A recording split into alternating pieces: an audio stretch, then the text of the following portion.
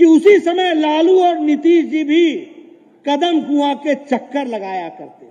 ये लालू जी ने अपनी बेटी का नाम मीसा, ये maintenance of internal security act में वो बंद थे तब रखा था। उन्होंने अपनी जवानी विचारधारा के लिए लड़ने के लिए तय किया था, वो समझौते में आकर के आजकल उसी इंदिरा परिवार की चौथी पीढ़ी के साथ गलबाइयां कर रहे हैं और उनका स्वागत कर रहे हैं। ये लालू, तेजस्वी, मीसा, बाकी छुट्टी।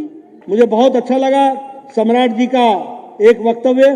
उन्होंने कहा अब हम कंधे पर बैठाना छोड़ चुके हैं, समय आ गया है कि अब अपने कंधे मजबूत होकर के 2024 में संपूर्णता से हम चुनाव जीते और 2025 में वो अपना कंधे पर और अपनी मजबूती पर विशुद्ध भारतीय जनता पार्टी की सरकार बनाए। मैं बिहार की बात भी करना चाहूंगा। मेरा बिहार से लंबा संबंध रहा है। मैंने बिहार को मुसीबत में देखा है। मैंने बिहार में नेतृत्व को किस तरीके से समझौता करते हुए लोगों के हितों के खिलाफ काम करते हुए वो भी मैंने देखा है। मैंने वो भी समय देखा है जब कांग्रेस पार्टी को एक तरफा समर्थन मिलता था और कांग्रेस पार्टी लोगों के हित के सिवाय से अलग हट करके अपने भ्रष्टाचार में लगी हुई थी। मैंने वो भी दिन देखे हैं जब सामाजिक न्याय का नारा लगा करके आने वाले लोग अपने परिवारों की और अपने घरों में, अपने तिजोरियों में धन भरने के सिवाय कोई काम नहीं किया। वो समय भी देखा है। लेकिन मैं ये गौरव के साथ कह सकता हूं कि भारतीय जनता पार्टी के नेतृत्व ने बिहार को हमेशा मुख्य धारा में लाने में कोई कसर नहीं छोड़ी है। ये बात मैं गौरव के साथ कह सकता हूं। आप बताइए, पहला All India Institute of Medical Sciences Bharat Ratna स्वर्गीय अटल बिहारी वाजपेयी जी ने दिया था कि नहीं दिया था? आप बताइए, दूसरा all India Institute of Medical sciences Darbhanga में नरेंद्र मोदी जी ने दिया कि नहीं दिया? मैं ही स्वास्थ्य मंत्री था, नीतीश बाबू से मांग मांग के थक गया। मंगल बाबू बैठे यहां पर, जमीन दे दो, जमीन दे दो, जमीन दे दो। बोले मेडिकल कॉलेज के ऊपर ही बना दो। मैंने कहा नहीं, मुझे नई जगह चाहिए। नहीं दी जगह। आज भी भारत सरकार का all India Institute of Medical sciences Darbhanga के लिए पैसा रखा हुआ है। जैसे ही आगे काम शुरू होगा उसको पूरा किया जाएगा। ये हम आपके सामने बताएंगे। आप बताइए, प्रधानमंत्री मोदी जी ने 1000 करोड़ रुपए 5 मेडिकल कॉलेज बनाने के लिए दिए कि नहीं दिए? आप बताइए, 6 सुपर स्पेशलिटी ब्लॉक के लिए आपको 1000 करोड़ रुपए, 2000 करोड़ रुपए से ज्यादा दिया कि नहीं दिया? यहां 2 पूर्व मंत्री बैठे हैं, अश्विनी चौबे जी और मंगल पांडे जी, पूछिए इनसे। केंद्र सरकार ने दिया, सुपर स्पेशलिटी ब्लॉक के लिए दिया। और अभी 15वें फाइनेंस कमीशन में भी 6017 करोड़ रुपए देने का काम भारत सरकार ने दिया। ये हमको ध्यान में रखना चाहिए।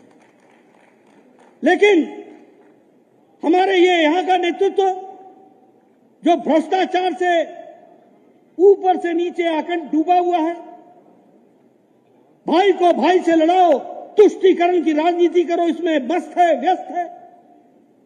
ऐसी सरकारों को गुड बाय कहने का समय आ गया है और भारतीय जनता पार्टी को लाने का समय आ गया है। मैं यहां अभी जयप्रकाश जी के निवास स्थान पर जाऊंगा। मुझे याद है, मेरा बचपन जयप्रकाश नारायण के आंदोलन के समय गुजरा था। मुझे याद है, कदम कुआं में मैं जयप्रकाश नारायण के घर के आसपास कभी न कभी किसी न किसी बहाने आया करता था। सुशील मोदी जी, रविशंकर जी, राजेंद्र गुप्ता जी, अश्विनी चौबे जी, ये सब लोग उन दिनों जयप्रकाश नारायण जी के सानिध्य में आंदोलन को आगे बढ़ाने का काम कर रहे थे। मुझे याद है कि उसी समय लालू और नीतीश जी भी कदम कुआं के चक्कर लगाया करते थे। आज मैं सोचता हूं क्या से क्या हो गया। कहां से चले थे और कहां पहुंच गए। स्वर्गीय जयप्रकाश नारायण इंदिरा गांधी जी के विरोधी थे। ये लालू जी ने अपनी बेटी का नाम मीसा, ये maintenance of internal security act में वो बंद थे तब रखा था। जिन्होंने अपनी जवानी विचारधारा के लिए लड़ने के लिए तय किया था, वो समझौते में आकर के आजकल उसी इंदिरा परिवार की चौथी पीढ़ी के साथ गलबाइयां कर रहे हैं और उनका स्वागत कर रहे हैं। ये भी मुझे देखने का मौका मिला। मैं सोचता हूं राजनीति भी कैसी चीज है, कुर्सी भी कैसी चीज है। समझौता करते करते कहां पहुंच गए। यही पटना की धरती पर तुम सोनिया और राहुल को स्वागत करने के लिए खड़े हो गए। यही विचारधारा की लड़ाई थी, इसीलिए तुमने अपनी जवानी दी थी, इसीलिए तुम maintenance of internal security act में गए थे। लेकिन सत्ता और सत्ता के साथ साथ सत्ता सुख, इसके साथ समझौता करने वाले ये लोग, इनकी राजनीतिक विचारधारा कहां से चली और कहां पहुंच गई, कहां से संपूर्ण क्रांति और कहां से सामाजिक न्याय से निकल कर ये कहां पहुंच गए, ये अभी हम सब लोगों ने देखा है। मैं यहां ये भी कहना चाहूंगा, आजकल ये इंडी अलायंस की बात हो रही है। आप जानते हैं ना इंडी अलायंस, जानते हैं? ये जो इंडी अलायंस है, ये 3 आधार पर खड़ा है। पहला परिवारवाद, दूसरा भ्रष्टाचार और तीसरा तुष्टीकरण। आप देखिए, मैं आपके सामने भारत का नक्शा खींच के बताना चाहता हूं। जम्मू कश्मीर कौन है? फारूक अब्दुल्ला, उमर अब्दुल्ला, बाप बेटा। पीडीपी कौन है? पहले मुफ्ती मोहम्मद, बाद में महबूबा मुफ्ती। आप नीचे आइए, आप देखेंगे शिरोमणि अकाली दल प्रकाश सिंह बादल और सुखबीर बादल, बाप बेटा। आप उससे नीचे आइए, उत्तर प्रदेश 24 करोड़ का प्रदेश है, सबसे बड़ा प्रदेश है। भारतीय जनता पार्टी किससे लड़ रही है? समाजवादी पार्टी से, मुलायम सिंह, अखिलेश और डिंपल, फुल स्टॉप। बस परिवार। मैं यहां खड़ा हूं, बिहार में कौन है सामने? लालू, तेजस्वी, मीसा, बाकी छुट्टी। ये बंगाल में किससे लड़ रहा हूं? पीसी भाईपो। पीसी मतलब बुआ, बुआ मतलब ममता और भाईपो मतलब भतीजा। भतीजा कौन है? अभिषेक। कौन? ये परिवार से लड़ रहे हैं, बाकी सबकी छुट्टी। ये परिवारवाद। तुम हमारे परिवार को बचाओ, हम तुम्हारे परिवार को बचाएंगे। हम तेलंगाना में किससे लड़ रहे हैं? केसीआर, केटीआर, कविता,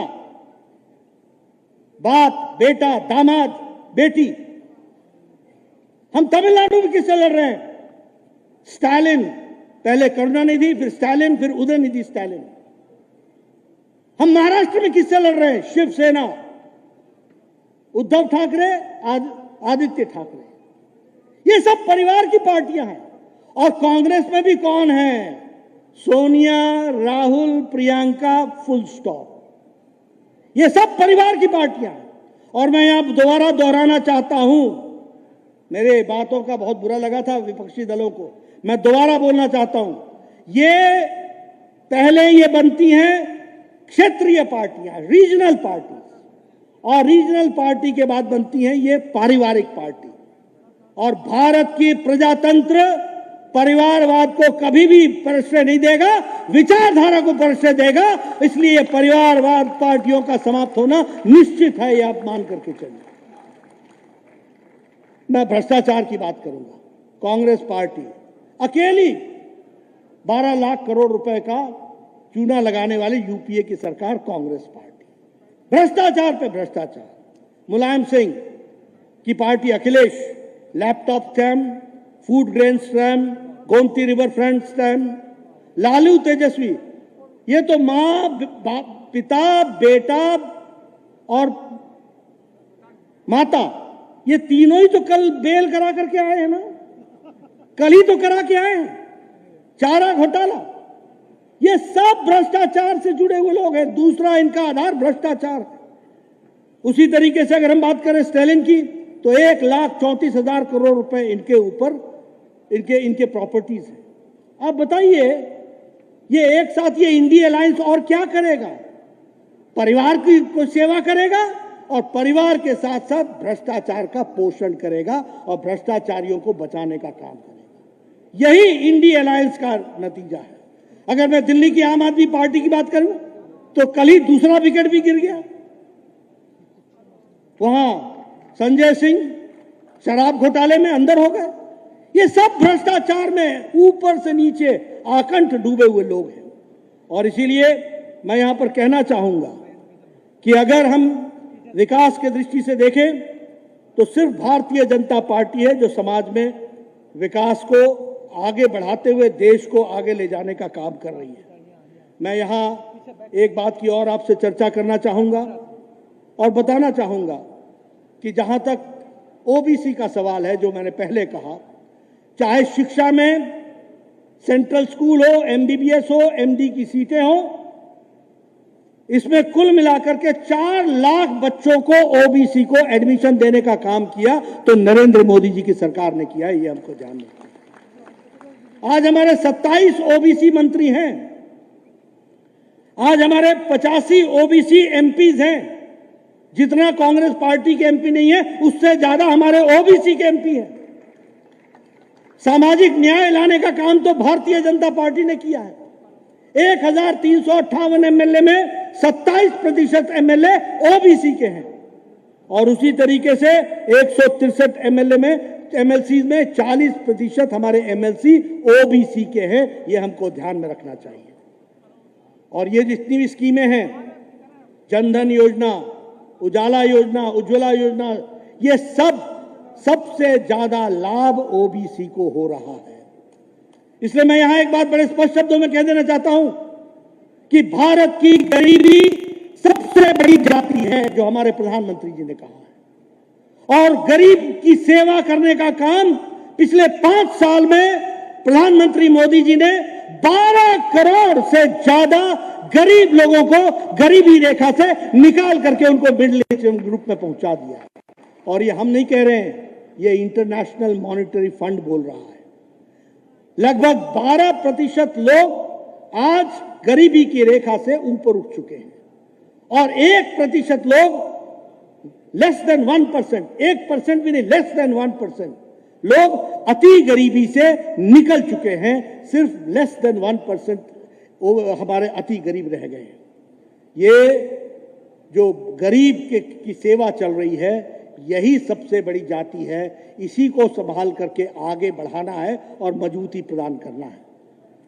मैं एक बात बताना चाहता हूं, जब हम कहते हैं सर्वांगीण विकास, तो मोदी जी के नेतृत्व में अगर देश की धमक दुनिया में G20 और अन्य तरीकों से पहुंची है, वहीं भारत की चमक दक्षिणी ध्रुव पर पहली बार कोई लैंडर को उतारना का काम भी उनके नेतृत्व में हुआ है। वो भी हमको ध्यान है, वो सैटेलाइट का उतरना भी वहां पे हुआ। और उसी तरीके से गरीब का सशक्तिकरण भी अगर हुआ है, तो वह भी प्रधानमंत्री मोदी जी के नेतृत्व में भारतीय जनता पार्टी और एनडीए ने किया है।